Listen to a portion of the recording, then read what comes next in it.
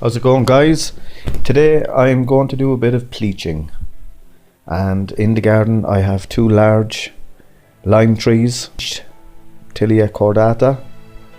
So I'm just going to have a quick, I'm going to show you them, and then I'm going to head down and I'm going to work on a carpinus hornbeam, and I'm going to pleach that today as much as I can get done. Of course it won't be a finished product today, but we'll get the framework in place. So I have a square frame and I have 5 lateral bamboos. The lateral bamboos are 5 foot wide, and there's a distance of 14 centimeters between each bamboo. You can make them as big or as small as you like, but I think between 5 foot and 6 foot is a nice size. In order to give structural rigidity to the frame, I'll be placing in 2 diagonal bamboos also, and the bamboo canes can be connected together by a strong twine, but in my case I'm using strong plastic zip ties, and they really do make a strong and firm connection. When you're tying your tree onto your bamboo frame, I find the best material to apply it is with flexi tie. It doesn't stress the branches when they're tied to the bamboo, nor does it stress the back on the trunk. So once it's all tied in, and once you've pleached your 5 inches to the lateral bamboos, and you've cut off all the excess branches, at this point that you would place a large bamboo right up the center, which kind of gives your frame a trunk. So that's one way of doing it. For me, I already have a bamboo on the tree that I'm working with, and the tree that I have in mind. So I'm just going to place 3 little plastic cartons under the bamboo, because the tree is in a pot and I need to have it up half a foot off the ground. And just rest your tree flat down, place it right in the center, and start pleaching your branches. And when you think of the reason for this divisions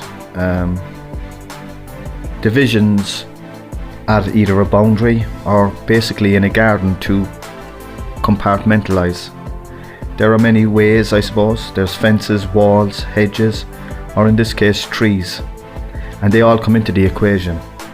When you pleach, you end up with a floating hedge in your skyline.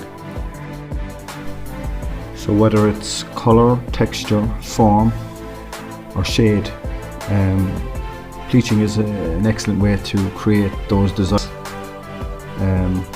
Pleaching was once called plashing, and it was called plashing by a famous Roman emperor in 60 BC by the name of Julius Caesar. So it's certainly not a new phenomena. In later years, the French took this craft into their traditions and made it their own. So basically you have 4 issues to deal with. You choose a tree, build a frame, then you pleach the branches to the frame and prune the branches within the frame network, and then from there it's just a case of maintaining. So I'm almost done tying down this tree onto this frame, and I'm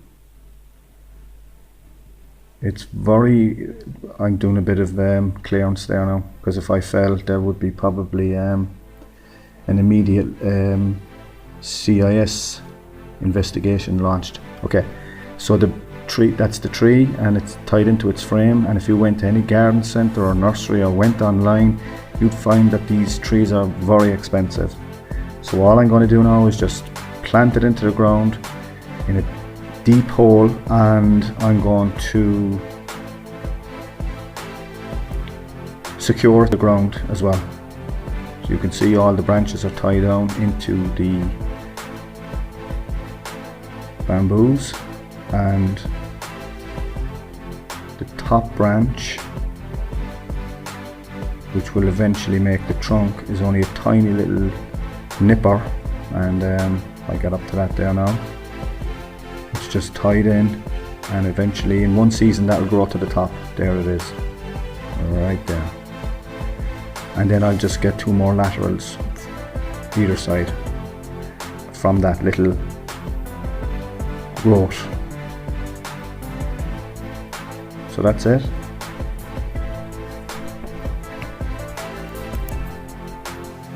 This is Minnie, and here's the tree in the ground, secured, staked firmly, and what you'll find is the tree will fill up this frame in either this year or definitely in 2 years. Hope you enjoyed the video.